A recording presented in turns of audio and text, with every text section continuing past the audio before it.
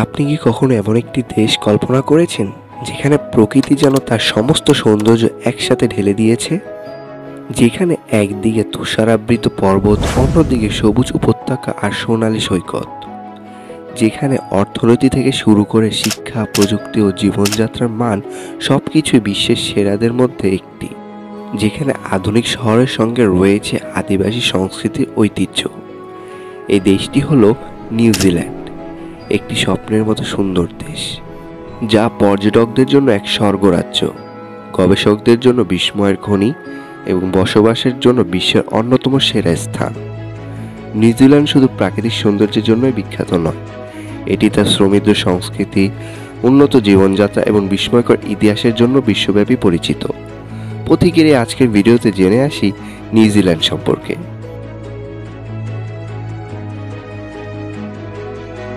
New Zealand হলো একটি দ্বীপ রাষ্ট্র যা প্রশান্ত মহাসাগরের দক্ষিণ পশ্চিমে অবস্থিত।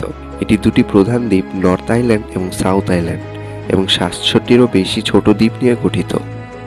নিউজিল্যান্ডের চারদিকে শুধুই সমুদ্র, যা একে বাকি বিশ্বের চেয়ে অনেকটা আলাদা করে রেখেছে। নিউজিল্যান্ডের নিকটতম বড় দেশ হলো অস্ট্রেলিয়া, যা প্রায় ২০০০ কিলোমিটার অর্থাৎ ১২০০ মাইল পশ্চিমে অবস্থিত।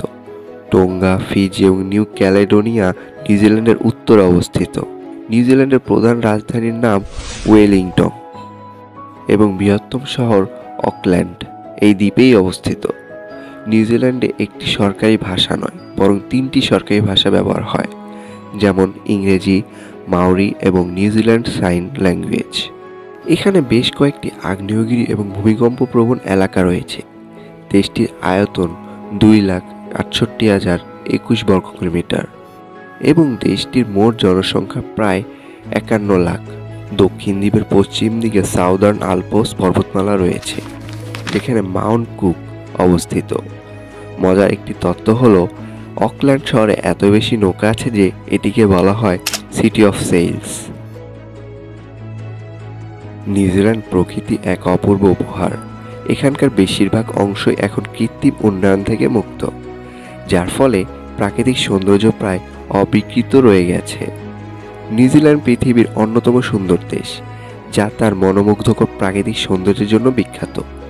দেশটির প্রাকৃতিক বৈচিত্র্য বিস্তৃত পর্বতমালা, হ্রদ, সমুদ্র তীর, বনভূমি এবং আগ্নেয়গিরির সমন্বয়ে গঠিত। মিলফোর্ড সাউন্ড, একে বলা হয় বিশ্বের ৮ম আশ্চর্য। বরফে মোড়া পাহাড়, জলপ্রপাত আর গভীর নীল জলরাশি এখানে এক স্বপ্নের মতো পরিবেশ তৈরি করেছে। মাউন্ট কুক নিউজিল্যান্ডের সর্বোচ্চ পর্বত, যার উচ্চতা ৩,৭২৪ মিটার অর্থাৎ ১২,২১৮ ফুট। এটি দক্ষিণ আলপস পর্বতমালার অংশ এবং নিউজিল্যান্ডের অন্যতম জনপ্রিয় ট্রেনিং এবং পর্বতারোহণের স্থান।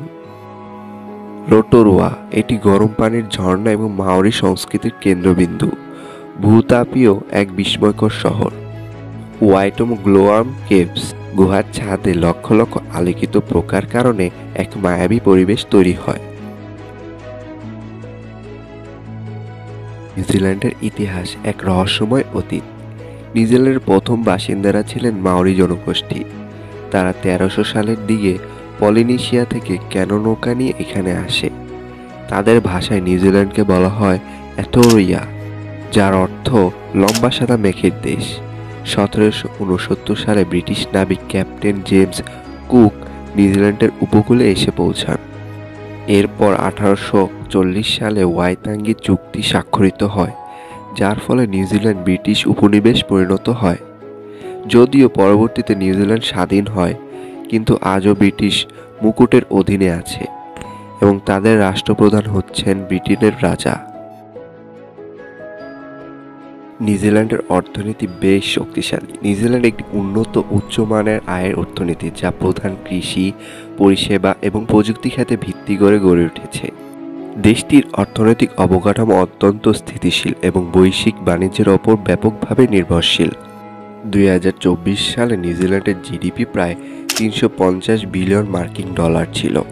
প্রতি ব্যক্তি জিডিপি প্রায় ৬৮,০০০ মার্কিন ডলার ছিল পিপিপি অনুযায়ী। ২০২৩ সালে নিউজিল্যান্ডের অর্থনৈতিক প্রবৃদ্ধির হার ছিল ২ থেকে ৩%।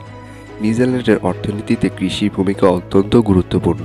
প্রধান কৃষি পণ্য সমূহ হল দুধ ও দুগ্ধজাত পণ্য, গবাদি পশু ও মাংস, উল ও পশমজাত পণ্য, ফল ও শাকসবজি।